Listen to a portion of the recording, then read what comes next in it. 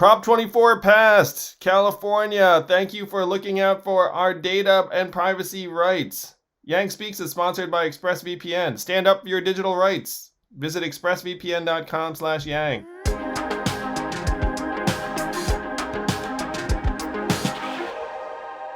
I do not want the sleeping giants, Andrew, to ever go back to sleep. I want them to stay awake. I want them to continue to fight for what is just, for what is right, and for what is good. To not allow a Biden-Harris administration to have a honeymoon, because the pandemic just revealed what was already there. And like you just said, that populist energy on the Trump side is going to go somewhere, and it's going to go to somebody that's a little more savvy than President Donald J. Trump. You could have someone both malignant and competent. You know what I mean? Like not just like the kind of buffoonery of it would be worse. Trump. It would be worse. So it will behoove the Democratic Party to get a clue, and to get a clue quickly, and to have a vision that provides provision for the people. And that's why I love about your universal basic income. You came in with some really strong ideas, and I think between your campaign and our campaign, we were quite a force in awakening the sleeping giants and getting people to dream another dream, a bigger dream, to see the world through new eyes or through a different lens of what is possible.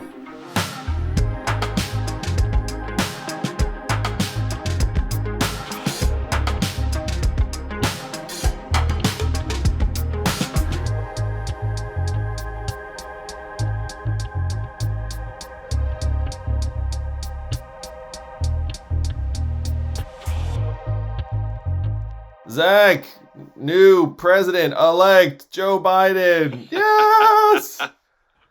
Man, the Trump era is over. The national global nightmare. Did you see that like people were celebrating around the world? I guess it makes sense. But like that people were like dancing in the streets all over the world. New York was pretty cool.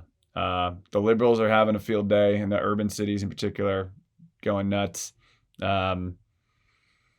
Wild. It's amazing to see. How are you feeling, man? I feel great. You know what was hysterical? Someone told me on Fox they referred to those celebrations as protesters. That makes sense. That checks out. It's pretty hysterical. It's like, look at the protest by just freaking dancing in the street. Mostly peaceful protests celebrating. Yeah. Wow. It was kind of cool to see all the global leaders like chime in, including Israel. Like Netanyahu was very, very glowing of his relationship with Joe Biden, which is interesting. Well, I mean, heck, Joe's the new president. Time to get in on that action. Yeah. I genuinely am concerned about what's going on in the Trump White House right now, because imagine being him and just hearing everyone like chanting and singing outside of the White House 24/7. And the alternate reality that you have is shrinking very fast, like collapsing on you. Like even the people around you are just like looking around, being like, "What are we gonna do?"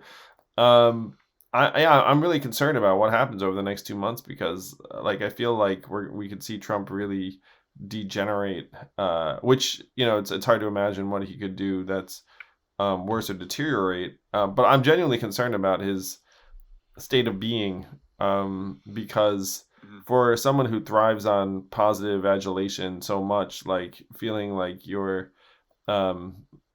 universally mocked or being a loser or whatnot, and then have to actually kind of put on a brave face for 2 months or what, like the whole thing is bizarre. Like most human beings in that situation would just be like, and I'm out, I'm just gonna like curl up in bed and like let the world forget about me for a minute. But that's obviously not an option for him. It's gonna be delicate. I'm genuinely concerned about it. So he is, as of this point, President Trump. We're recording this Sunday afternoon. You're getting this Monday, November 9th. At this point, Donald Trump has not conceded the election. In fact, he has said publicly he's going to fight it because he believes he won, and won by a lot, to use his words. To me, it does not appear, every network has called the race, it does not appear that there's any wide scale or any sort of scale voter fraud or shenanigans. There is there's probably some things on the margins as always. He lost like 10 ways from sideways at this point. It was closer than we all thought, by a lot closer than we all thought, but it was a pretty decisive win. I mean, he flipped 4, possibly 5 states from 2016. Well, this is the tough part, Zach, is like, and I do get upset when people talk about it as if it was a slam dunk victory. It was a slam dunk victory if you eventually count the different electoral votes and the paths 4 days later, 5 days later. You know what I mean? And that helps a great deal. Where like you don't need PA necessarily if you get Arizona and Nevada. You know, you don't need any of it if you get Georgia. So like that feels great. Thank goodness. Thank you everyone who voted for Joe all over the country. That said, this was much, much more tightly contested than it should have been, and it was a massive, crushing disappointment for Democrats if they are at all honest. If you'd lined up House leadership and said, hey, how are you going to fare in the House? No one would have said, oh, we're going to lose like 6, 7 incumbent races. 0. We're going to lose absolute races. They were counting on wins. They were trying to expand the map. Growing, yeah. We supported many candidates in places that were trying to go purple, in Texas and Nebraska and Iowa. And people like our candidates essentially got washed out by a rising Trump tide in many of these states. And again, if you lined up House leadership prior to election day, they would have been, I'm sure, cocky about how many seats they were going to gain. None of them would have said we're going to lose seats. None of them would have said we're going to lose 7 of our current members. It was, and so you talked about this on CNN, and it was, in my opinion, your best moment in a long time. You guys have good moments on there. Oh, so mean. No, I'm kidding. I meant it positively. I meant it with love. But you said basically that the Democrats have a lot of work to do, and that a feeling we felt was that when we went and said you're a Democrat, people look at you like you had another head grown out of you, and that the Democrats seem to have spent too much time policing a lot of cultural issues instead of fighting and making lives better for the working class in particular. I know it's not a tweet, but it is kind of a soundbite on the show. I'd love your thoughts on. I thought it was powerful. There were so many people that came out in support of that across the political spectrum. Care to elaborate on what you mean? But I know exactly what you mean. But for those who are listening, where did that come from for you, and where do you think we go from here? Frankly, as a party, as a country. Well, it came from direct experience because we spent so much time in Iowa talking to people just at like the general store, the diner, the hardware store, you name it, the farm, and the Democratic Party did not seem like their friend to a lot of these people.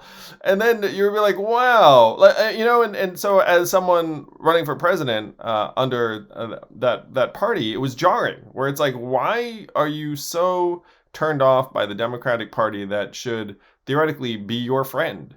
And it was because they did not feel like the Democratic Party was fighting for them or speaking for them. It seemed, if anything, to many of them that the Democratic Party was talking at them, and this is something this is what that you should like. and there's something really fundamental about this. Like this actually makes me angry and sad to some extent. Is that Democrats will look up and say, "Hey, we won, and we did win. Thank goodness. Like you and I fought Hallelujah. Very hard to try and help. Like hallelujah." But what were the quintessential battleground states 8 years ago? Ohio and Iowa. And Ohio went red significantly last time, like 8 points. And despite the fact that the Biden campaign tried to flip it, like I think Joe showed up there in like the last day or two of the campaign, it stayed red, and it was not like that tight, which made me sad. Like I thought that we might do better in Iowa, frankly. Same with Iowa, where Iowa used to be quintessential purple state. It's like the first caucus state for a reason. You don't put your first caucus in a state that's frankly like really like very red or very blue. I think you put it in a battleground. Obama won Iowa. Trump wins Iowa by 9 points in 2016. And this is where we were campaigning. And Trump won Iowa cleanly again this time. Our friend J.D. Scholten lost despite running a great race. Abby Finkenauer, who was a Democratic member of Congress in Iowa, lost her race. So for the Democratic Party, you're like, wait, Ohio represents the industrial Midwest, and you're losing them. Iowa represents the agricultural Midwest, and you're losing them. And then the Democratic Party's response could be like, it's all right. We're getting Arizona. We're getting Georgia. We're getting places where there are demographic changes. And that's like, I mean, again, thrilled to be bringing in President-elect Joe Biden. But like, if you just give up essentially on being competitive in places like Ohio and Iowa, then you do actually end up defining yourself increasingly as a party that represents other parts of the country that are not the Midwest, or not in like places that are not, frankly, that diverse. And that gins up polarization all the more, where you look up and say, well, now my priorities are not fighting for farmers, fighting for factory workers, fighting for that stuff. Now my priorities are going to be like the growing urban centers and like the places where people are moving. And that's possibly an electoral winning strategy. But I'm going to say that is a losing strategy for our country if that is the plan, because then you just end up increasing polarization rather than decreasing it. If you're the party, your incentives are not actually the same as the country's. It's like, if the Democratic Party is like, well, no skin off my back, I can still win. I'll just win in another way. And like, no one pays a price for that. But you know who does pay a price for that? All of us.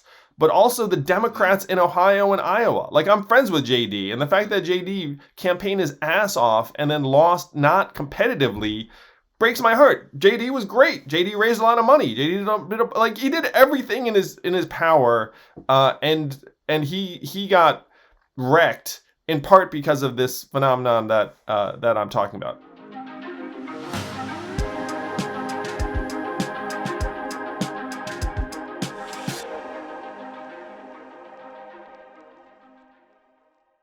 I'm 32, and if I have like one beer or even like a late night, I just get dehydrated faster. I've started using Liquid IV since they've started sponsoring this podcast, and I love it. One serving of Liquid IV provides the same hydration as drinking 2 to 3 bottles of water alone. It's super simple. It's like a Crystal Light package. You rip it off, pour it in some water, and they have a ton of cool flavors. They've got sweet and juicy guava, crisp watermelon, and then apple pie. And it's got 5 essential vitamins, more vitamin C than an orange, and as much potassium as a banana. So it's healthier than your sugary sports drinks. No artificial flavors or preservatives, and less sugar than an apple. So it's really good for you. And it's made with clean ingredients. So no non-GMO, vegan, and free of gluten, dairy, and soy. So whatever diet you're on, this will fit. I'm a big fan of Liquid IV. If you want the benefits, you want to hydrate faster and more efficiently, Liquid IV is for you. This stuff works. It's available nationwide in Walmart, the beverage section. You can get 25% off when you go to liquidiv.com and use code YANG at checkout. That's 25% off anything you order when you use promo code YANG at liquidiv.com. Get better hydration today at liquidiv.com, promo code YANG.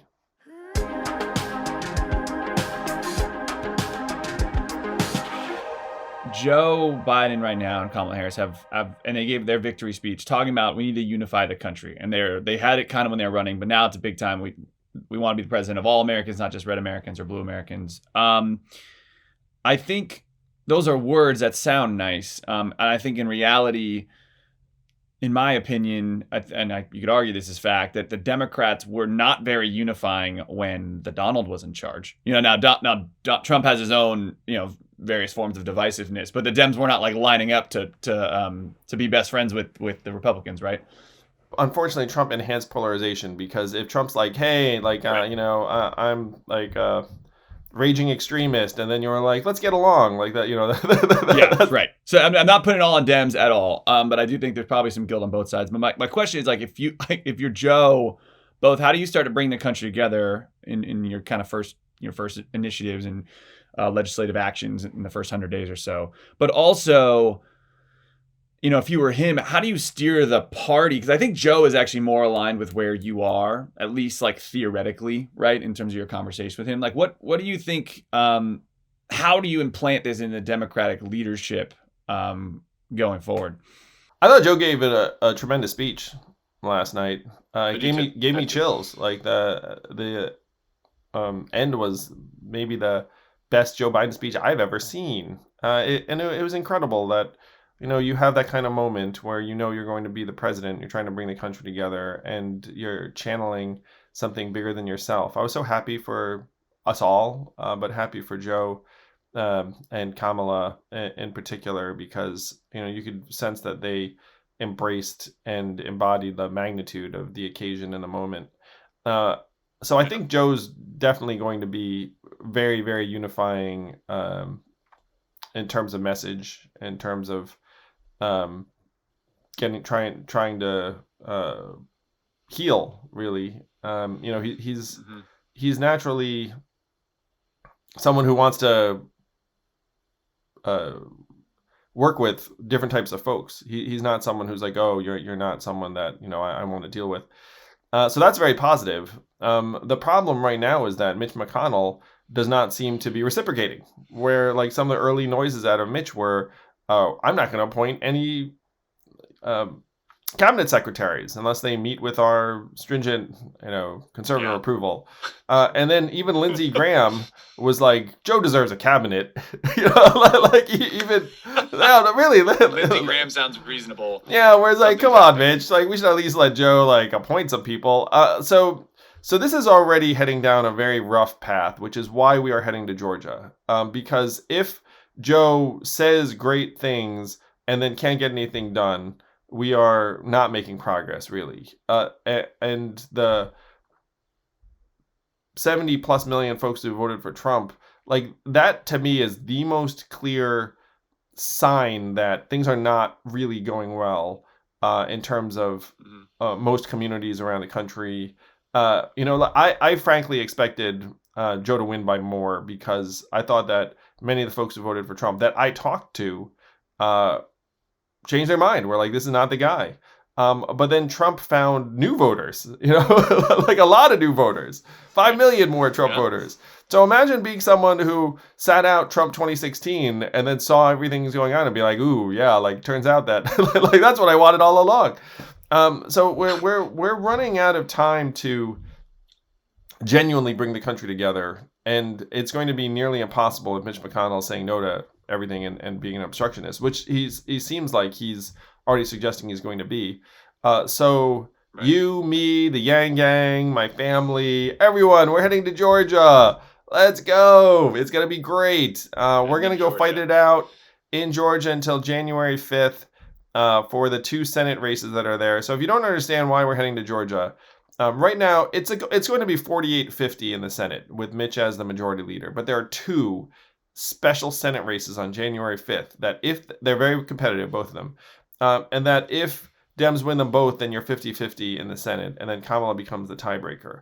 Then all of a sudden, Joe's ability to pass cash relief, Joe's ability to try to work on infrastructure, Joe's ability to get things done shoots up tremendously, because you don't have Mitch McConnell carping about how this is too ambitious, or this is too expensive, or whatever like the objection is going to be. I mean, heck, like Mitch isn't motivated by principle. We saw with Obama. It's like he wasn't like, oh, I'm going to say no, and then I'll say yes to this. He just says no. So we need to give our government a chance to operate. And folks who listen to this podcast know that like Washington has problems operating. It's not operating at a high level right now. It's very, very dysfunctional. And so if we can give it a modicum of functionality, it could be enormous for millions of families around the country. And the lever is Georgia. So Georgia, it's going to be neck and neck. Every vote's going to count. So if we get hundreds, thousands of volunteers to head to Georgia and canvass and knock on doors very, very safely, obviously, we'll wear masks and stay away from people and do outdoor events and the rest of it, and activate the folks in Georgia, it's going to be an uphill climb. I looked at it. There was a special election in Georgia that apparently most of the special elections skew conservative, at least historically. But I think this one will be different if we execute. Like if all of the folks who wanted Joe to win help in Georgia, that because the fact is Joe's agenda is going to get stalled if he can't get anything through the Senate. So celebrate Joe's victory, yes, but in practical terms, these two Georgia races are going to define whether Joe can get things done or not. So it's imperative we get to Georgia and activate voters. If we activate enough Democratic voters, clearly there's a path to victory because the entire state just flipped blue, and both of these Senate races were very, very competitive. Like 1 or 2 points in Ossoff's case, and Raphael Warnock, it's unclear because it was a jungle primary, but he did get more votes than any other candidate, so that's a great place to start. But it's going to be, this is not a slam dunk at all. It's one reason why we need all hands on deck. Kelly Loeffler, who's technically the incumbent. So if you remember the senators who were accused of insider trading when COVID news hit, she's one of them. She's also the richest senator in the country, which is really saying something because there are a lot of rich senators. But she's worth she's worth $520 million. And so she's gonna spend a lot, and the conservatives are gonna spend a lot of money. She also, this is just for the hoops people out there, because I love hoops.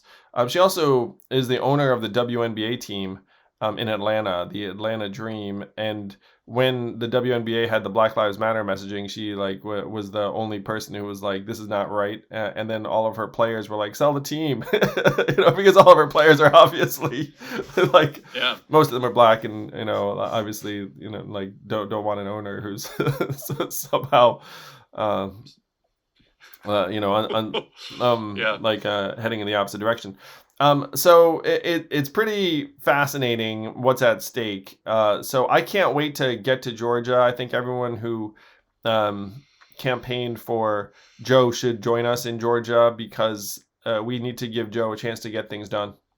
So if you are thinking of coming with us to Georgia, we're going to have some information soon. It's going to be a blast. It's going to be like an Iowa reunion, but warmer. It's actually even kind of the same time of year, like January instead of February. But it's going to be great. We're going to have so much fun, events, housing, all of these incredible Yang Gang volunteers have already started offering rooms and bedrooms and housing for folks. This is the future of our country on the line. I can't wait to fight it out with a lot of you.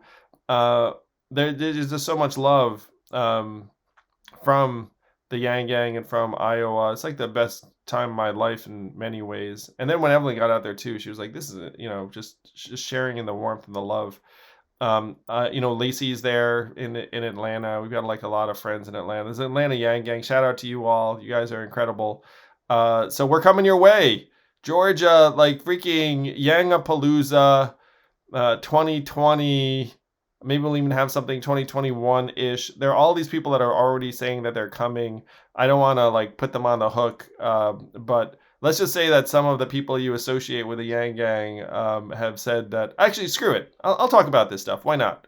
I'll put the heat on them. Why not? So I was at SNL last night, courtesy of Dave Chappelle. Obviously, he was hosting. You should watch that monologue if you have not. It was genius as always. So then Dave and I were talking, and I was like, hey, we're heading to Georgia. And he was like, man, if you need a hand, would love to help. So Dave may be coming to Georgia and helping us win those races. There's some other heavyweight folks that have said to me that they're looking at coming, bands, it's going to be wild. I mean, again, all it's going to be outdoors. Michelle Wolf said she'll come and do an event. So that'll be something. It'll be probably, again, outdoors. The one thing I love about comedians is all you need to do is give them an audience. And but we're going to have a blast. It's going to be Yangapalooza. We're going to go to Georgia, knock on doors in a socially safe way. We're going to get folks out. The timeline is tight. The early voting starts pretty soon. I want to say I should check the dates here, but I want the voter registration deadline is December 7th. I know that one. And early voting starts pretty quickly. I think sometime later this month. So it's going to be epic. Come with us to Georgia. We're going to have soon resources available where people can sign up, get activated, get housing, and plug in a way that's effective. Because, if we're going to do this, obviously we need to be roped in with the campaigns and have effective canvassing lists and the rest of it. But it's going to be awesome. It really is the future of our country on the line. If we win these races, then we have a chance to solve some of the big problems, including, again, cash relief. Everyone knows I'm all about cash relief. Like, I think we've got a much better chance of getting cash relief out the door if you have a unified government and people actually willing to sign bills into law. So this to me is like a lever where we could potentially alleviate the suffering of millions and millions of people. I mean, tell me that isn't worth it. Like, you want to go fight for good. Like, this is the battleground until January 5th and the votes come in. I love this plan and vision, Andrew. So we're going to Georgia, and to me it's very Andrew Yang, because it's it's forward thinking and it's problem solving, in the sense that right now everybody's doing their, spiking the football because we won the election, which is true. But you're seeing this clear as day, like the entire political world is going to come crashing down on Georgia. Like whoever wins these 2 Senate seats will hold the power in Congress in the United States. And you, as a problem solver, you always are, and very logical. And the best thing to do is, if you care about the country, is go down there and freaking help. So that's what we're going to do. And so more details to come. And look, we want to be mindful and thoughtful to those campaigns on the ground there that have a lot of great things going, and want to be additive and not, oh yeah, we're going to coordinate with them. We're not going to maverick it up. Like, we're just going to plug folks and resources into the last thing we need, the Ossoff campaign and the Warnock campaign. So don't worry. So we're getting organized, super excited about it. But there's a lot of energy around it. I think we're going to be able to help a great deal. I genuinely think we're vital, because a lot of, you have to keep in mind, a lot of folks in Georgia, are just going back to their lives. Like, Joe won, and they're like, oh, there's some races going on. Like, they might not understand the enormity of it. Certainly, like, if someone were to tell you, hey, there's a special election January 5th, you'd be like, what? I vote in November. I just voted. Like, what's going on? Yep. Oh my gosh. So yeah, I think our job is incredibly important, where we have to keep people engaged and activated, and keep these races at the forefront of the Democratic voters in Georgia's mind, so they see it as big a deal as they should. Right. And I want to say this to be clear, because you're going to laugh at this, but we're not moving there to vote ourselves, and we're not recommending people pretend to get residency in Georgia and vote. We are moving there to help people who live in Georgia vote for their senator. Because I had apparently Republicans texting me, not like Republican friends, like operatives texting me, that isn't Yang moving there to establish residency and through the vote, that's voter fraud. I'm like, that is a ridiculous statement. That's not what's happening. We are there to help others who live there already. You're not moving there to vote yourself, Andrew. Can we put that on the record for now? Yeah, I don't even know what those rules look like. I'm going to rally folks. It's laughable, but it seriously was my morning. Want to quickly end on this note, and because I think you have an interesting voice here. There's going to be a lot of hoopla from our president and possibly some Republicans about voter fraud in this election. And I think you have a trusted voice here, because I think if Democrats were doing shenanigans, you would be one of the first Democrats to call them out and be honest about it. There's been no evidence of any voter tampering. Seriously, all of the counting rooms you can see, they're freaking just rooms full of people counting votes, and then there are dozens of Democratic and Republican observers just hanging out in the room, being bored out of their minds. You know what I mean?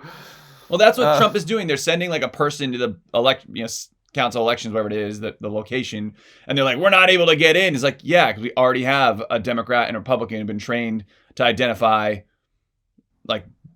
you're ballot already shenanigans, in. It's like you're what you there. want. You're like, yes. Yeah, you're already there. Just chill out. And the Uh, incentives here are so like they cut the other way. If you're a Republican Secretary of State, you want a fair election it was because a you look Republican Secretary of horrendous State if of you don't. State in Pennsylvania. You know what I mean? Like, Yeah. like this stuff. It does make me mad because it's literally like, what are you objecting to? And the objections, are clearly just uh, malleable based upon what you think is going to help your guy win. And it's cool, like we each want our person to win, but we still need to have some grounding in objective uh, vote counts and reality. And this is one of the most dangerous things, Zach, that we're going to be fighting against more and more. This actually is, to me, one of the great missions we have, is that people just don't trust anything anymore, because our institutions have been failing us in various ways. Like you look at the media, and the media, like, trust us, we know the media like does get stuff wrong and We've been has a there. very distorting lens. And so you look at it, and if you're a discerning person, you're like, oh, I can't believe any of this stuff. And that's where we've pushed millions of Americans, but it's very, very dangerous. I'm happy to say that um, that the vast majority of folks on this one, Republican, Democrat, doesn't matter, looking up, being like, look, like, there was no widespread voter fraud that caused this result. I mean, it does not make any sense on the face of it. It was just all over the place. There are people in these things, like the stakes are, like you said, way, way too high. And even the examples that they come up with are dumb. It's like, oh, they erected a cardboard barrier so we couldn't see. It's like, well, there were a dozen freaking observers in the room already, and you're making them nervous because there's a crowd of you, like, freaking shaking your fists at ordinary Americans just trying to count votes. It's like, I mean, if I was the manager of that situation, I'd be like, maybe we should, like, just, like, put up a curtain, which is essentially what they did. And there's nothing nefarious going on, like the whole thing. Yeah. It pains me, and it's going to be a real problem because these conspiracy theories are just getting stronger, frankly, and Right. more and more people are becoming receptive to them for a variety of reasons. It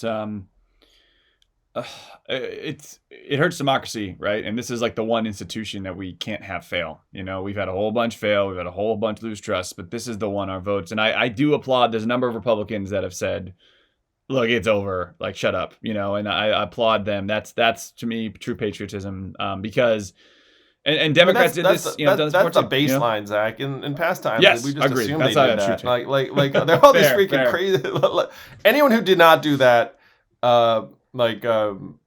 it needs to get their mic removed, essentially, like, over the sense that, like we should stop trusting them if they're like, this thing is rigged, like the rest of it's like based on based upon your desire for it to be rigged. Like, based on the fact you lost, right? You didn't like the end result. We deserve, certainly, again, if you had a big microphone or megaphone, like, you should have a little bit more discipline on something this important, because like, if you have people just don't trust this vote count, it's corrosive. So, look, to recap, Joe Biden's our president. We've got a lot of work to do as a party, and to start with that work, we're heading to Georgia. We're going to register and get out the vote as much as humanly possible. Andrew's moving Register the whole other family people, that there. is. Well, yes, not ourselves. Jeez. Oh my gosh. And today we've got a good guest. We did this before the election, so we don't talk about the election with her. But Nina Turner is joining. The powerhouse Nina Turner, the freaking former head of Our Revolution, national co-chair for the Bernie Sanders campaign. We got to know her on the trail. I'm such a fan of hers and admirer. She's like a true fighter for the people. Based in Ohio, too, which we talked about a little bit. Really grateful to Nina for sharing some of her time with us, and sharing some of her hopes for the Democratic Party and the future. She's going to be fighting for folks tirelessly.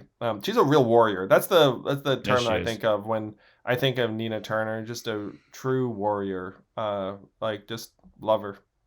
Yeah, and it's timely because we're talking about Bernie's vision for it was a little different than yours, but he was talking about we need to focus on the working class, right? That is the core of our revolution, a core of what Bernie's doing. And so, timely topic given the election. You guys can enjoy it. Nina Turner joining Yang Speaks.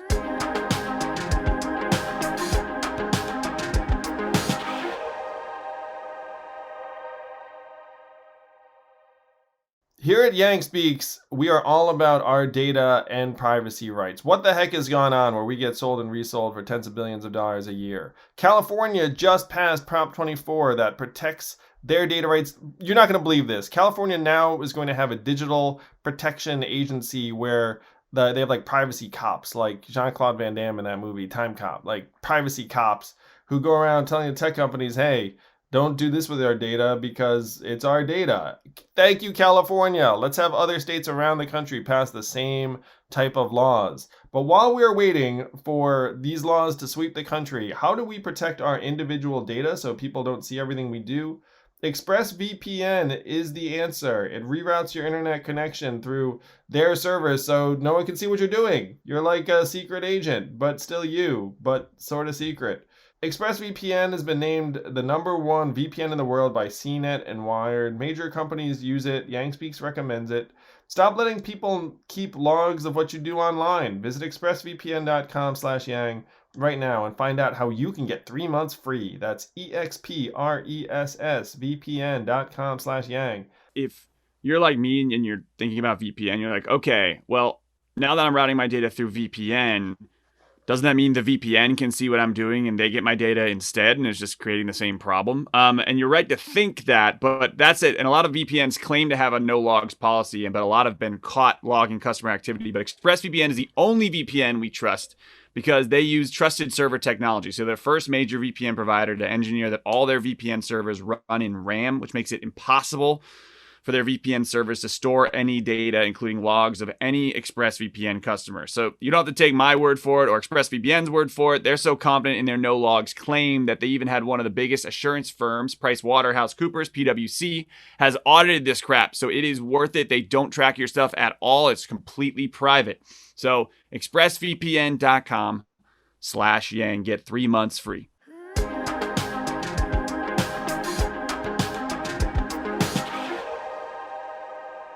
It is my privilege and pleasure to welcome to Yang Speaks the co-chair of the Bernie 2020 campaign, history professor extraordinaire, activist, leader of the revolution, Nina Turner. Welcome, Nina. How are you?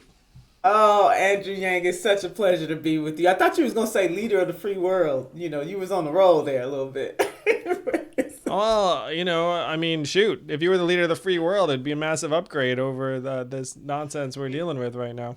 Absolutely. It definitely would be. But no, it's such a pleasure to join you. As we were talking earlier before we started our interview about our mutual admiration for each other. And it's certainly an honor to join you on your show.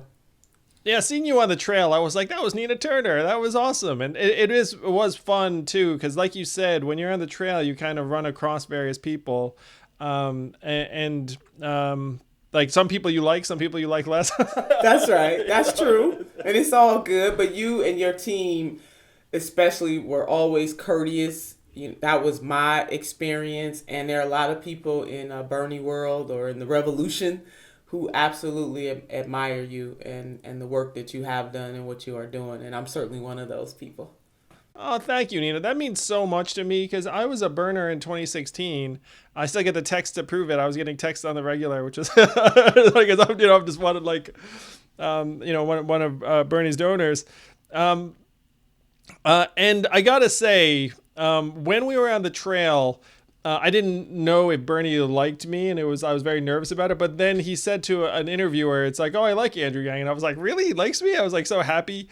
And so hanging out with him, I saw Jane on the trail too, and I was so thrilled that it seemed like they knew where I was coming from, and that we were tackling some of the same problems from slightly different angles or perspectives. But it really was, in my mind, always super aligned. And when folks said to me, like, hey, I'm for Bernie or whatever, it's like, yeah, I was for Bernie last time too. Like, don't worry about it. That's right. No, I've definitely heard the senator mention you in the fondest of ways, and he's not a he's not a touchy feely kind of guy. So when he says he likes somebody, you can take that to the bank. Believe him when he says that. So yeah, I'm glad. Yeah, I believed it. It really, like, I felt elevated in that moment. And then when I saw him next too, like, I felt the same. So I'm going to be selfish, or a little bit selfish. But first, I think people who might not be familiar with your story, um, you went through a lot of adversity when you were young. You're in Cleveland right now, which is the area you grew up in. You kind of rose through the political ranks. You're a city council person. You were a state legislator. And then you hit the national stage in 2016 on Bernie's first run. And the thing that I'm going to be selfish about first, would love to hear from you what your experience was like coming up, which must not have been easy. I know you were one of One of seven children, the oldest of seven children. wow, that part I did not know. Tell me more. Oldest of seven children, and you have my bio just right. I ran for Secretary of State though in 2014. So before I got to 2016, I was the Democratic nominee in my home state of Ohio to run against one of the worst Secretary of States in the country at that time. Obviously, a Republican. I hate to say it, they've done everything possible to try to suppress the vote over the since the presidency of President Obama. We saw a surge in Republican Secretary of States, governors, legislatures doing things that are the antithesis to our democracy. So yeah, I ran for statewide office in the great state of Ohio. It was quite an experience. We have 88 counties, and I tried to get to all 88 of those counties. And all I wanted to do, Yang, was to expand and protect access to the ballot box. Just old fashioned. Just think people should have the right to vote no matter who they want to vote for. That really shaped me. I mean, that was a really big deal. Ohio is a big state. And I learned so much, especially traveling in the rural areas. I'm a city girl. I'm from Cleveland, Ohio. And although I didn't win that race, what I did win was new perspective, and also, building up my political bona fides. And it was absolutely the right thing to do. We have term limits in Ohio, and I could have ran one more time for the Senate, but I sacrificed that run to take it to the Republicans. Good for you, because that role in Ohio is so crucial, not just for the people of Ohio, but I mean that can have national ramifications. And I can imagine what that campaign looked like, because I campaigned in the rural Midwest, I campaigned in the urban Midwest. And you learn a lot. You head out to places that you might not have been otherwise, and you have to make the case like, look, I'm actually here to try and help. There's but there were some bridges to cross and some barriers to overcome, at least in my experience. Oh yeah, I mean, as I'm sure you know, and you're a person of color too, and I am an African American woman. Just in case people didn't know that, it's a struggle. And running for statewide office also opened my eyes to the negative side, which is very few African Americans, not just in my state, have ran and or won statewide office. And we got to do something about that in the United States of America. It's really sad. Black women, there has not been a black woman governor yet in the United States. We got to do something about that. And Really? yeah, really. And even when we get our first, it's not enough. And our sister Stacey Definitely. Abrams ran very hard in Georgia and almost had it. We all, not maybe not everybody, but certain of us believe that she was robbed. But it says Yep. something about this country. And although we've come a long way, we have a longer way to go, in that it is still so incredibly hard for African Americans and other people of color to penetrate when they are running for statewide office. And as you and I both know, those statewide offices are actually a lifting point, or a launching pad, if you will, to a national office. As a nation, we have a long way to go to reconcile in many industries, and politics is one of those, whether or not we truly believe that every citizen, no matter where they came from, no matter where their ancestors came from, whether or not they are, when I think about black people, the word becomes the mind, because we fought so hard to be respected. But there is a gulf in this country when it comes to certain levels of office, and higher levels from state level all the way up to the federal level is one that is still quite a challenge the U.S. Senate and the presidency and governor's offices. Well, you're literally a teacher of history, and I love the fact that you were pushing hard at that envelope. I'm pretty sure when you were a state legislator, there probably weren't that many black state legislators, and You would be right, and isn't that? But it's sad though when you stop to think about it. If we just keep going, you just kind of say, "Oh, we got to work on that." But if you really just stop and pause to think about that, it is sad. It is a sad commentary on this nation, and we have a lot of work to do in many areas. But no, there were not many of us.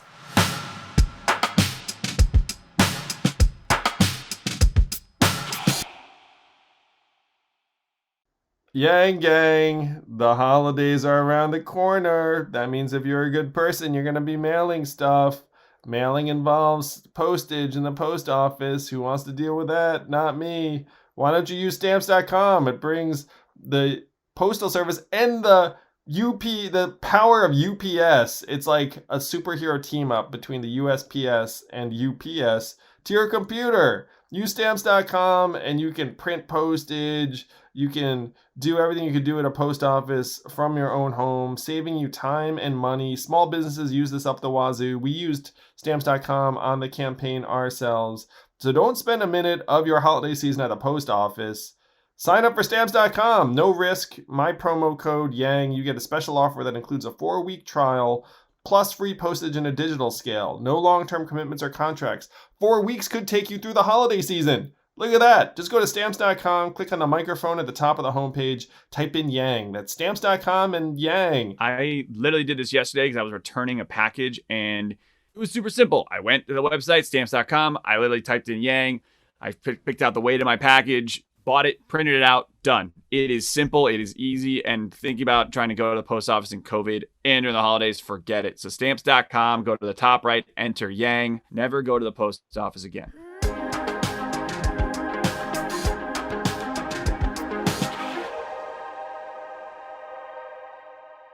it didn't take long for you to get launched into the national spotlight. During the 2016, Bernie Sanders won Revolution Part 1. So you wound up playing a pretty big part in that race. I would love to hear from your perspective, because at that time, Andrew Yang was just clicking on the TV like everyone else and like watching, and but you were getting a participant's perspective on the 2016 race. When did you realize just how well Bernie was going to perform in 2016 and that he was going to contend? I would have to say, for all of the traveling that I did, the pulse on the ground, it was palpable. And I'm sure you kind of picked that up from watching it on TV. But I mean, when I tell you absolutely palpable, that was my first sign that, oh my God, the people that we're coming across at these rallies across the country are really feeling something. And I'm using the word feel deliberately. It wasn't in their head, it was really in their heart. And they latched on to Senator Bernie Sanders for the same reason why I did, which is his authenticity, his transparency, the fact that he was not afraid to make the argument, to make the case that government and the leaders of this government, particularly on the federal level, have failed the poor, the working poor, and the very middle class in this country. He had that kind of conversation saying to the American people, you deserve better than what you are getting. And I'll tell you, Andrew, the thing that really attracted me to the center, you talk about being a little selfish here. For me, maybe it was selfish as well. Growing up as the oldest of 7 children and having my mother die really young. My mother died when she was 42 years old. And I was in my 20s when she died. And all of my siblings, so I'm in my 20s and we're all 2 years apart. My baby sister was 12.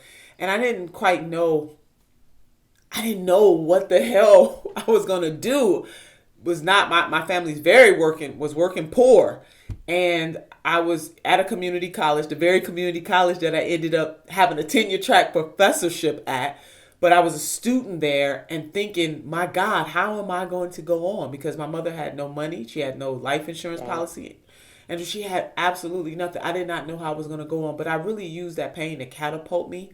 And so I graduated from that community college. I matriculated to a 4-year university. I earned 2 degrees there, and then I started to dabble into a PhD before politics kind of got me. But I say that to say what most drew me to the senator was his righteous indignation, and 2 topics really hit home for me. One was Medicare for all, which I'm sure that doesn't come as any surprise to you, and the second was higher education, to make sure that people, that mothers and fathers and custodial parents, you name it, college for all. Because I'm a first generation college graduate, and I know how important that was to help me. I mean, it didn't solve all of my problems, but it definitely helped me to be able to lift my family out of poverty. And then when my son became a second generation college graduate, that meant more to me than even the degrees that I have right now, Andrew. So those were the That's beautiful. two things that really drew me to the senator. So in 2016, even though the media didn't quite get it, if you were on the ground with us, you felt it. I vividly remember watching a Bernie Sanders speech relatively early in that race, and I agreed with every word he said. I was like, this guy just spoke the absolute truth. And I was like, we need more of this. Like, this is what we need. And then you had on the other side Hillary Clinton, who I'd say I was fine with, but I didn't have that much enthusiasm for. And so for me, it was a relatively straightforward. It's like, yeah, I'm going to support Bernie. And then the fact, of course, Andrew Yang's support was, like not that significant a thing in 16. And then his mistreatment at the hands of the media and the DNC just made me even more fired up. Where you talk about, it's like, well, the media didn't get it or whatnot. It seemed pretty clear to me that the media was trying to minimize the level of Bernie Sanders support, where a lot of the coverage was like, and he can't win. And like this person, it's like, well, this is interesting. It's like, oh, surprising how many people are for this guy. And I was like, have you actually heard the guy speak? And it seemed very clear, certainly after the fact, even, that the DNC kneecapped him and did him dirty. That I think on the merits, if Bernie had been just allowed to compete freely against Hillary Clinton, I think there's a great chance he would have won that race. The media wasn't trying to put its thumb on the scale against him. If the DNC rules and the superdelegates weren't against him, I think there's a great chance he would have been the nominee in 16. And I think if he'd been the nominee, he would have beaten Trump. Well, I agree with that. Amen amen to everything that you said. And it really stoked for the Bernie-crats, people who believed in the senator from the beginning, resentment with the DNC, and you saw that play out, and you still see remnants of that. I think the party has a long way to go to heal, and to heal, you have to admit when you are wrong, and that still has not happened. But I totally agree with you. We would be talking to President Bernard Sanders right now instead of having to deal with the terror that we have right now. And I agree with you. There's never really a reckoning in the DNC, where there's never like a mea culpa, like, wow, we screwed that one up on an epic scale. Though there was massive turnover at the DNC, where when people are mad at the DNC, and you probably know this, you go there, like, it's probably like none of the same people anymore. But none of them were our people either. So it was just, I think they just replaced people with the same types of people.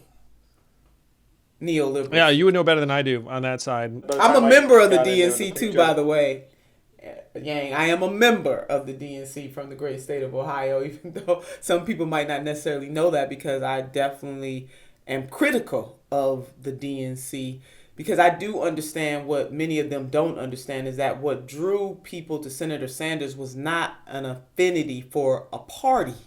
It was what he was standing for. And if the Democratic Party wants to have a bigger tent and have the ability to win offices from the local level all the way up to the federal level, they have to recognize that new majority that it will take for Democrats to win are not necessarily all diehards. They believe in a value proposition and not necessarily loyalty to a party. And especially young people, Yang, I'm sure you saw that and heard that on the trail. Yeah, I appreciate the folks who've been doing the work in local Democratic circles and party politics for a long time. But I also think there should be an openness to where the people are heading. And so it seems like there's been a kind of preconception in a number of cycles. It's like, well, of course it's going to be Hillary. Of course it's going to be this. And it's like, well, no one's voted yet. You want to see what the people think? Isn't that what we're all about? And certainly that played out very, very forcefully in 2016. And then you were obviously his national co-chair in 2020. This race, I'd be curious from your perspective, what happened with this race, where certainly I was part of the race. I don't think I had much to do with some of like the state wins and losses down the stretch, since it seems like a lot of it came down to South Carolina and some other places. So if you remember the DNC, then you remember when Pete Buttigieg ran for head of the DNC. Oh, yeah, I do. I was supporting Keith Ellison at the time. Congressman Ellison was my candidate. Yeah, so when you probably saw Pete speak to the DNC at various times, like, was there an inkling then? It's like, this guy's going to run for president in a hot minute. Like, where is any sense of that? I heard those rumblings. I mean, for me, I didn't give it a thought. I mean, I was laser focused on Congressman Keith Ellison, but now that I think back on it, yeah, I do remember people saying that he had that itch, so to speak. Yeah, so I wasn't surprised to see him run. So the Bernie 2020 campaign, there was a period when I thought Bernie was going to win the race. I think a lot of people did.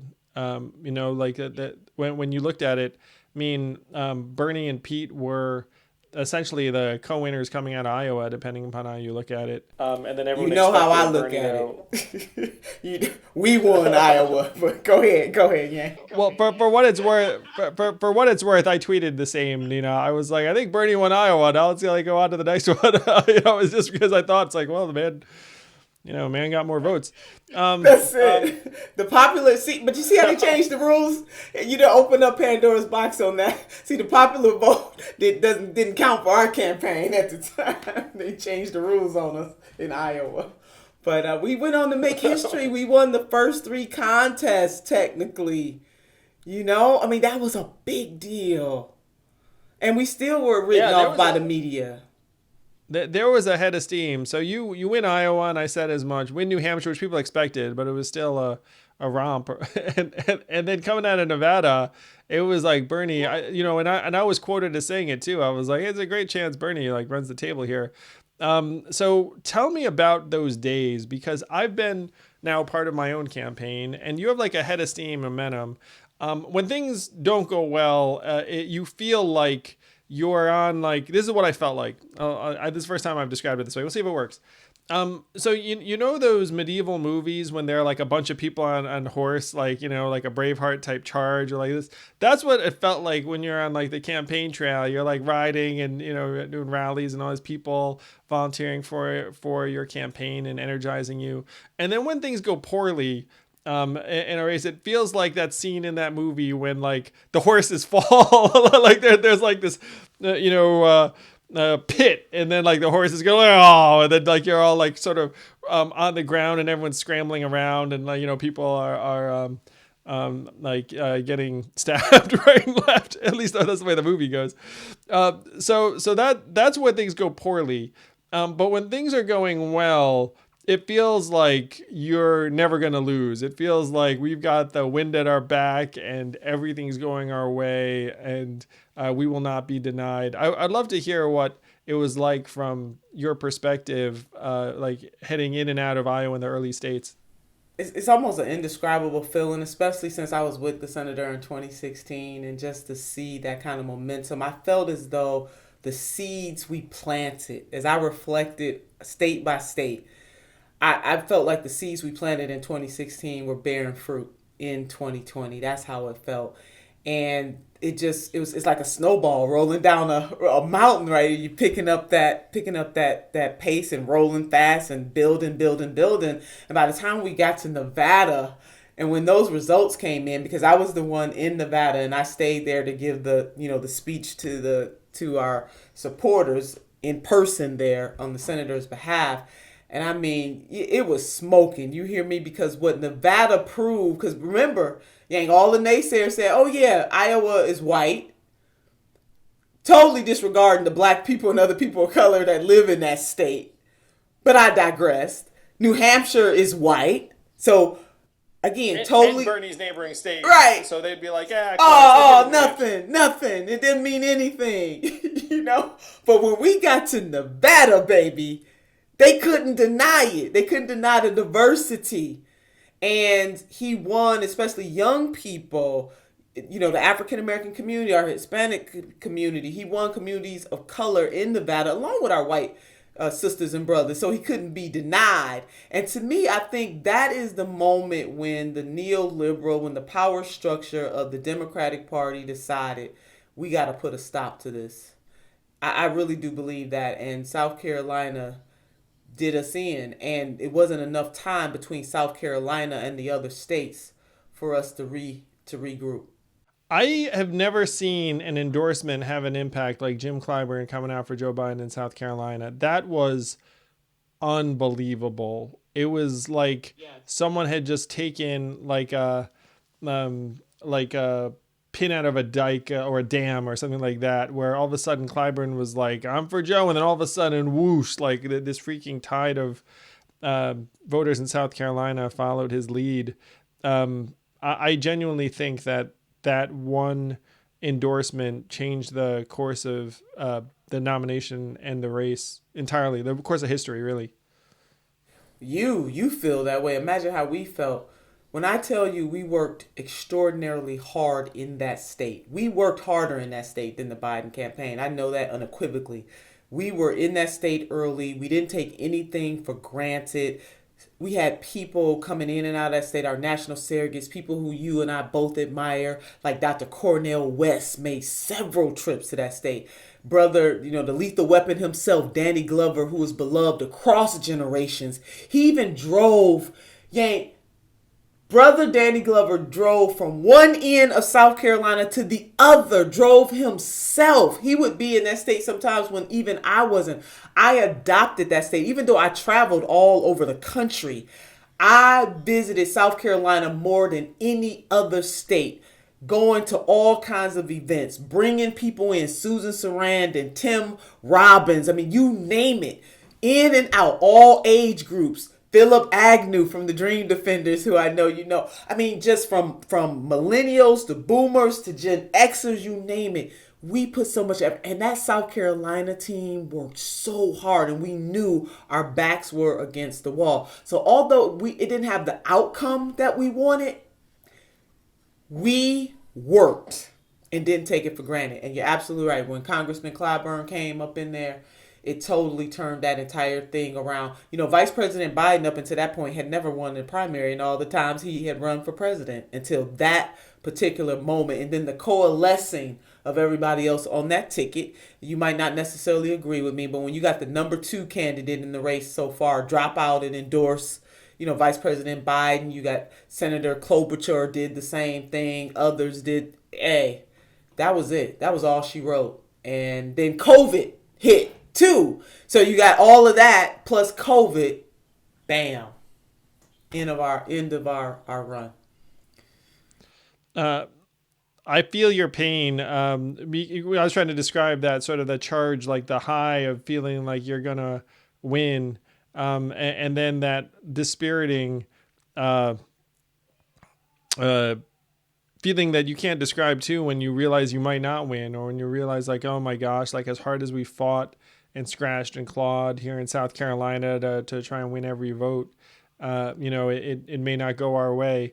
It's why we, in some ways, do what we do, where the only way you can succeed in this kind of politics and activism is if you're putting your heart and soul into it, or else it's impossible. That's one thing that people don't appreciate fully, where they think it's like, oh, you could be doing it for some kind of self-serving reason. It's like, you try doing this for any length of time for any reason other than the fact that you genuinely are trying to to fulfill like a vision that someone else has or you have, or think you can improve people's way of life. Because it's and so you put your heart and soul and energy into it, and then when it doesn't go your way, it's devastating. It is so hard to just like pick yourself up after that and be like, well, that like, especially in your case, because you'd been grinding it out for years. 5 years. When the senator created our revolution, as you know, after 2016, and I got the opportunity to run that organization. Then he ran again. So yes, 5 years. In 5 years, I physically touched down in almost 50 states. I think there are only 3 states that I did not physically go to over the last 5 years. Yeah, I gave it my all. Yeah, really. We know you did, Nina. I mean, it's why you have so much admiration among so many of us, is that we know you're a warrior and that you've been fighting the fight on the ground, in the air, on the airwaves, like wherever it needs to be fought. Like now in your earbuds. Nina's got a podcast that I'm going to go on in a minute. Hello, Somebody is the podcast. Hello, Somebody. There we go.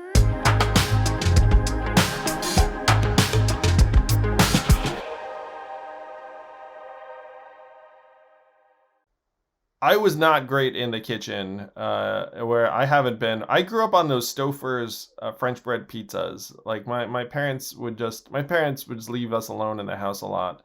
And anytime we needed a meal, we would just take frozen meals and heat them up. And that was our food prep as kids. But frozen food's not that awesome for you health-wise if you just keep doing it over and over again. But who wants to go through all of the pain of actually getting ingredients and preparing them and cooking them? If you do that, more power to you. But if your dream is the simplicity of a frozen meal that actually is not frozen, then we have Freshly for you. It's amazing. They deliver a non-frozen meal you can just heat up. It's like the simplicity of frozen food with the health benefits of a freshly prepared meal that's been prepared by someone that's not you. Freshly is offering our listeners $40 off their first 2 orders at freshly.com/yang. That's freshly.com/yang. I just love the variety, frankly, and it's delicious. So, again, we're offering you guys, all of our listeners, $40 off for your first 2 orders at freshly.com/yang. Freshly.com/yang.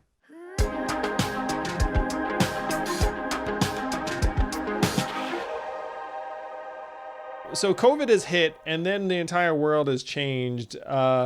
Joe's the nominee. One of the reason, by the time we're having this conversation, or this thing gets released, like he may even be the president-elect. I mean, we'll see. I believe that he will be.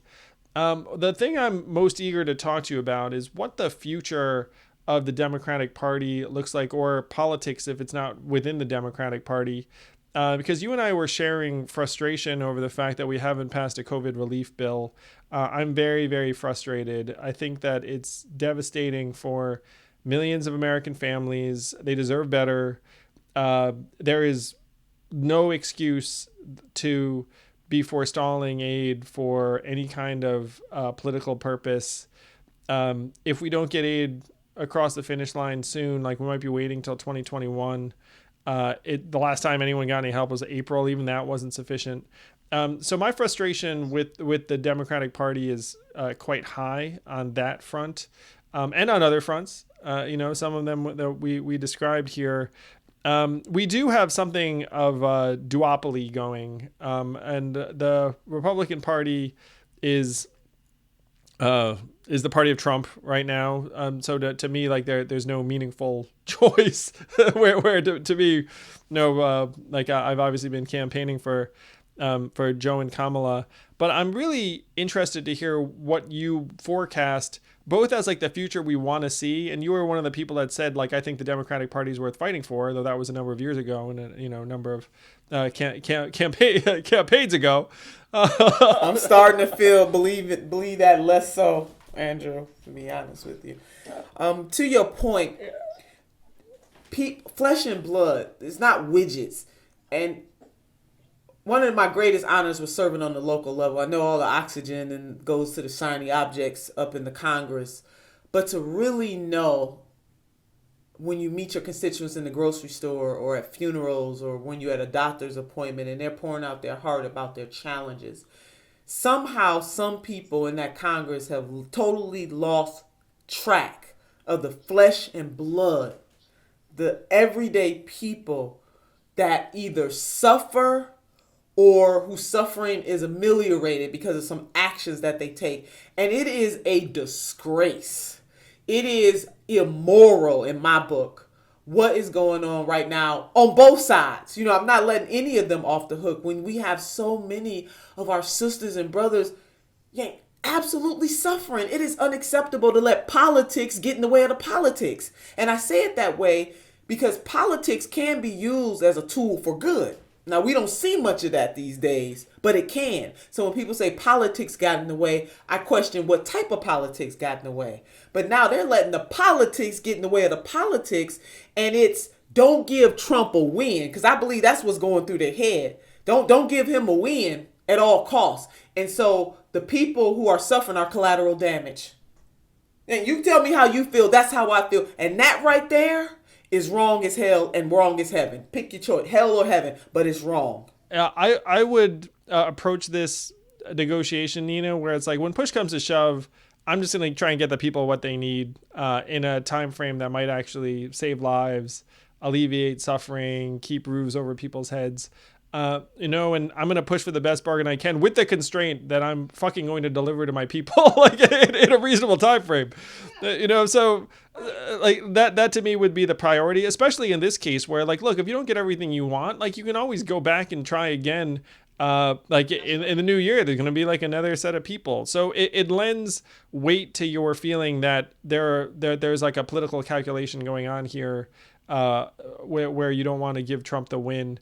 It's certainly not the way I'd approach it. Like I feel like not enough attention has been paid to this. I don't understand it. I have talked to at least a couple of members of Congress, Roe, whom you're friends with, I'm sure, from the campaign, because at least he said take the deal. Take the deal. Like that's really the takeaway. Just take the fucking deal. Was Roe another national co-chair? He was. Oh my God, Yang! I was so blessed. So it was Congressman Ro Khanna, Mayor Carmen Yulín Cruz from Puerto Rico, and the ice cream man himself, Ben Cohen, of one of the founders of Ben and Jerry's. It was Ben and Jerry's, of course. Yes, highest honor, one of the highest honors of my life to serve with them and for them to make me the first among equals.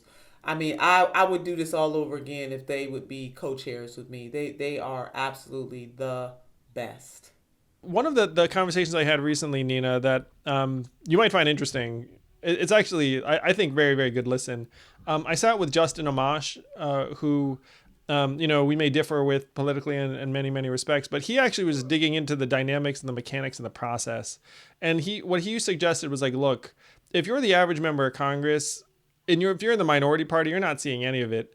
And even if you're in the majority party, you're not seeing a whole heck of a lot of it. It's like the leadership's working it out, and you're like several rungs away from the negotiations, just kind of waiting for a bill to come in, and then you're not going to have much time to review the bill, and you're going to be asked to just sort of give a thumbs up or thumbs down. And the easiest thing you can do is just sign off on it because there's not a robust amendment process anymore. Like there's not a whole lot going on. So even if you're in Congress, you're essentially waiting for Nancy to deliver anything for you to look at. That's the way it's happening on the Democratic side. On the Republican side, it would be, like you're waiting for Mitch, or in this case, Steve Mnuchin or Trump or whomever.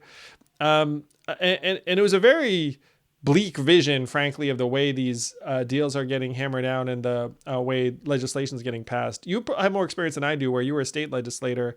When I talk to folks who were from state legislatures, they described, and this actually includes Justin because he was a state legislator in Michigan. He was like, it works so much better at the state level than at the federal level in his experience. Yeah, at least he has those two to compare. I have not reached the federal level yet.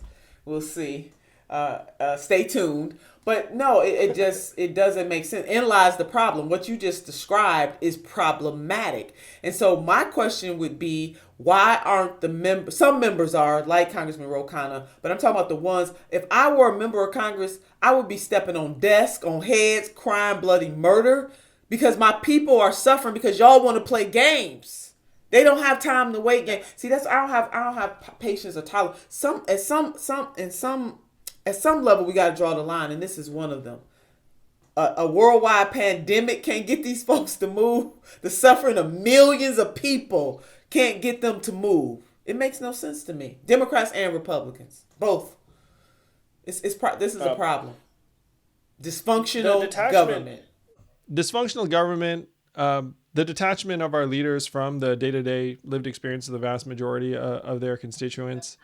That's something that, I think is killing us. It's corruptive in various ways. So one thing I'm for, I'd be curious what you think of this. And this, I don't know, I haven't heard you talk about it, but I'm for term limits, in part for some of these reasons.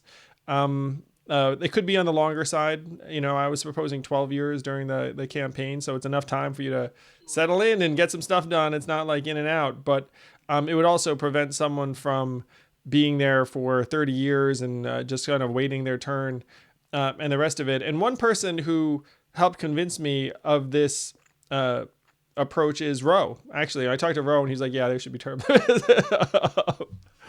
If I had to judge today's Congress, I would say that. But as somebody who served in the legislature where there are term limits, I'm kind of torn. And I'm torn for this reason. Unlike the city council, the local level where I served, to me, state level and the national level, to quote the Reverend Dr. Martin Luther King, he wasn't saying this in reference to Congress, but I just want to use longevity has its place. And sometimes you need people to be in these seats more than just a minute. Now, you don't need them to be there forever, but there's some institutional knowledge that is wrapped up into being in a place. And if you're using that knowledge to help navigate politics on behalf of your constituents, it's a good thing. If you're there holding up stuff, it's a bad thing. But let me go back to the power is going to go somewhere. So I question whether or not we want the power to be in the hands of bureaucrats, or we want the power to be in the hands of people who were elected by the people, as problematic as that can be. What I've learned on the state level is that this state passed term limits because people were like, throw out the bums. They were upset and they were mad. But a lot of the people who were in charge of that campaign at the time have had second thoughts, because what they have seen is that nature abhors a vacuum. And so that power is going to go somewhere. You know where it goes? It goes on the bureaucratic side. How long are the term limits in Ohio? 8 years in both chambers. But what you can do is you can switch chambers. So in a way, they found a loophole in the term limits. But what it has done is that the bureaucrats and the lobbyists in our state, they have a lot of the power because there's no limit for their influence. Yeah, I think that there is a legitimate concern around, like you said, power just flowing to lobbyists, bureaucrats, unelected figures. I think if you do term limits, which I still do believe in, you need to make them long enough so that it's not just people coming in and out and looking around trying to find the bathroom while like the lobbyists are pulling the strings. Right. Well, they're pulling strings now, but yeah. Yeah, so there is a tension there, because there would be. The other thing I believe is that term limits make more sense at the federal level and the congressional level than they do at the state level, because I've heard what you'd said at the state level. It's more of an issue, and I also think the detachment issue is a bigger problem at the federal level. Like if you go to DC and you're hanging out there for 20, 25, 30 years, like it's hard to feel like that person that is just trying to get by in your community if you're like hanging out in DC for that long. And we're making elected officials celebrities, which I abhor. Rock star, hell no. We need servant leaders. We don't need rock stars in the Congress. And that is something about our culture and social media and how many clicks and how many followers that has really just turned this thing around, that people want stars instead of workhorses. Being able to quantitate or like put a number on people's following is dark and evil. It's terrible. It's like you just end up chasing clicks and views and bullshit. It's all a distraction. But because you can count it, it becomes, this is actually a summary of a lot of things that are wrong in American life. It's like, if you can count it, then all of a sudden you're like, I can count this. And then like the most important things about life that you can't count end up falling by the wayside. True that. It's so true. Well, Andrew Yang, I don't know. We didn't solve all the problems of the world, but I think we got a little more understanding. You asked me to talk about what I think the future holds. I do believe that the civil unrest that we've been seeing is going to continue no matter who wins. This country needs a real healing. I don't think we have the leadership in either one of the camps to have the type of moral clarity and healing voice that is necessary. And I compare that to, and maybe might not be a fair comparison, so I will admit that up front, to what Mr. Nelson Mandela, then President Nelson Mandela, was able to do on the backdrop of an apartheid South Africa. And he had such moral, not just that he was brilliant, not just that he was a revolutionary, not just that he went to prison for almost 30 years for standing up for Black South Africans, but that he had this moral clarity and essence about him that was able to pull that nation, even if it wasn't he pulled that nation together. Now, more work needs to be done in South Africa. I'm not here to say that the lives of Black Afrikaners are where they should be, because it is absolutely not. Yeah, the truth and reconciliation, like a massive step forward. I mean, we could use that here in the U.S. Long time coming. And so that is one of my biggest fears, is that people, especially people who are totally anti-Trump, are going to have such a sigh of relief that he's not there should he lose, that's going to be it. That the expectation of the next administration is going to be very low. And I'm worried about that. This is the big danger, Nina, is that everyone's like, okay, we got rid of Trump. It was all Trump's fault. Now normalcy can return. Meanwhile, people's way of life will still be disintegrating. People will still be losing trust and faith in government. And you just be like, no, look, I'm sane. I'm rational. I'm well-intended. I'm competent. Like, that should be enough. Everyone calm down. And it's like, no, you're missing the point. Like, you're missing the point that millions of us have been left behind. Millions of us have been ignored.